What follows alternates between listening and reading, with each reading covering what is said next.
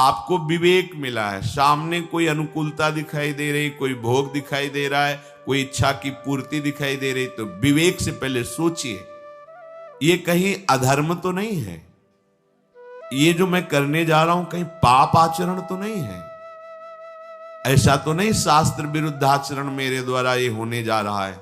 विचार कीजिए, क्योंकि पशु में विचार नहीं होता, मनुष्य में विचार करने का अवसर दिया गया है।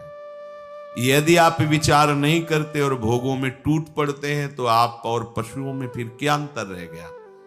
फिर इस मनुष्य देह की दुर्लभता क्या रही? मनुष्य अपने विवेक को महत्व ना दे करके इच्छा का महत्व देता है। बहुत भगवान बोल रहे हैं, इसलिए सत्य विषय। अंदर से विवेक हमें उपदेश करता है, हम उसका आदर नहीं करते, हम अपनी इच्छा का आदर करते हैं। जब तक मनुष्य अपनी इच्छा का आदर करता रहेगा, विवेक का अनादर करेगा, तब तक उसकी ये बार बार जन्म मरण परंपरा रुकेगी नहीं। इसका मतलब ये समझ में आया कि उपासना का मतलब है इच्छा को मिटा देना। इच्छा को मिटाना बड़ा कठिन है, तो समर्पित कर दो, श्री हरि को समर्पित कर दो। आप देख लेना प्रभु, मेरी तो इच्छा ये है, पर आपकी इच्छा क्या है आप देख लेना। अगर आपको उचित लगे तो पूर्ण कर देना, अनुचित लगे तो मेरे मांगने पर भी कभी पूर्ण मत करना। तो ऐसे सर्वज्ञ भगवान को अपनी इच्छा दे देने से हम इच्छाओं से मुक्त हो सकते हैं। या फिर विवेक बल से अपनी इच्छा का मर्दन कर दीजिए, क्योंकि जितनी भी इच्छाएं वो सर्व शरीर और इंद्रियों को लेकर होती हैं। अगर कहीं भगवत प्राप्ति की इच्छा हो जाए तो सब इच्छाओं के नाश करने की सामर्थ्य आप में आ जाएगी। जो साधक इच्छा के अनुसार बातें स्वीकार करता है और इच्छा के अनुसार त्याग देता है, उसका पतन हो जाता है।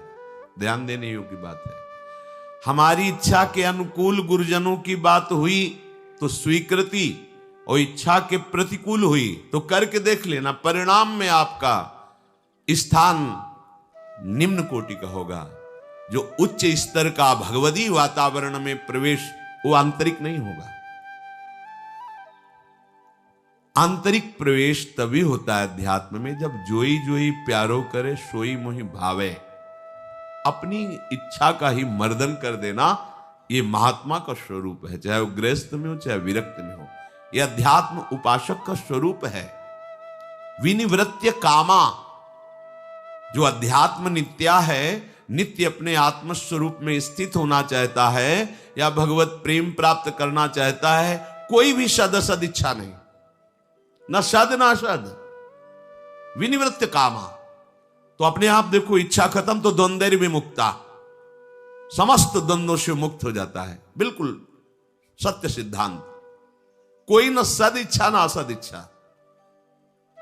क्योंकि ना हमें सद इच्छा की जरूरत है ना असद इच्छा की। जो हमारा स्वरूप है उसके लिए इच्छा की जरूरत नहीं, इच्छाओं के त्याग की जरूरत है।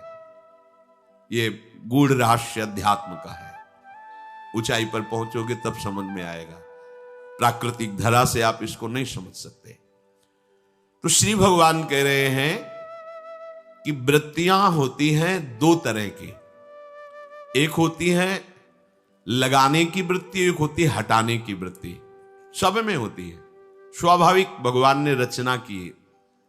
दो प्रकार की वृत्तियां होती, एक हटाना, एक लगाना, अर्थात अन्वय और व्यतिरेक। व्यतिरेक नहीं करना, अन्वय हाँ है, ये करना है। अब ये दोनों बातें संसार में मनुष्य लगा दिया। अनुकूल को लगाने में स्वीकार कर लिया और अपनी इच्छा के प्रतिकूल को हटाने में बात बिगड़ गई। एक वृत्ति है हटाना, एक है लगाना। दोनों अनुकूलता को लेकर के वो कर रहा है। देखो अंतःकरण धर्म के अंतर्गत देखो, जो उसे प्रिय लगता है उसमें तो वृत्ति लगाता है, जो अप्रिय लगता है उससे वृत्ति हटा देता है। यह संसारिक ही है। हटाना और लगाना कहां से हमें प्रमाण होगा? प्रभु में वृत्ति लगाना है और भोगों से वृत्ति हटाना है। शास्त्र की, गुरु की आज्ञा में वृत्ति लगाना है और उनके विरुद्ध आचरणों में वृत्ति हटाना है। ये तो हुआ सही प्रयोग इसका। पर हम लोग क्या करते हैं, मन की इच्छा में लगाना है और मन की इच्छा के विरुद्ध हटाना है। वो इच्छा में ही विचरण कर रहा है, हटाना लगाना उसका कोई महत्वपूर्ण नहीं हुआ। संसार से राग रहित होना ही हमारे जीवन का परम लक्ष्य होना चाहिए। जब वृत्तियां दोनों प्रकार से हम संसार में ही लगा देते हैं तो हमारे अंदर द्वंद्व प्रकट हो जाते हैं और इन्हीं द्वंद्वों में हम बहुत काल से पिसते चले आ रहे हैं। और यदि हम ऐसा प्रयोग करें हटाने लगाने का कि बार बार हमें नाम जप करना है और नाम से जो वृत्ति विषय भोगों की आदि आदि संसार की नाम से हटाती है, हमें उसको हटाना है, तो बहुत जल्दी संसार से वैराग्य और भगवान से प्रेम और अपने स्वरूप का बोध प्राप्त हो जाए। भटकने की जरूरत नहीं, ध्यान दीजिए। यदि हम हटाने की वृत्ति और लगाने की वृत्ति दोनों इच्छा के अनुसार रखेंगे तो संसार ही हाथ लगेगा। और यदि हम लक्ष्य पे रखेंगे, लक्ष्य है हमारे श्यामा श्याम, इनका नाम, इनके रूप, इनकी लीला, इनके धाम में वृत्ति लगाना है और जो भोग, जो व्यक्ति, जो विषय, जो दृश्य इनसे हमें हटा दे उससे वृत्ति हटाना है। बहुत जल्दी हमें संसार से वैराग्य, आराध्य देव से प्रेम और स्वरूप का ज्ञान तीनों एक साथ होते हैं। जैसे जैसे आपका चिंतन बढ़ता जाएगा वैसे वैसे स्वरूप का बोध और भगवान की झांकी आंखों में आने लगती है। तभी प्रीति होती है, विकलता बढ़ती है और संसार की निस्सारता उसके अनुभव में आने लगती है। सार इसमें केवल श्री भगवान है, अन्यथा कुछ नहीं।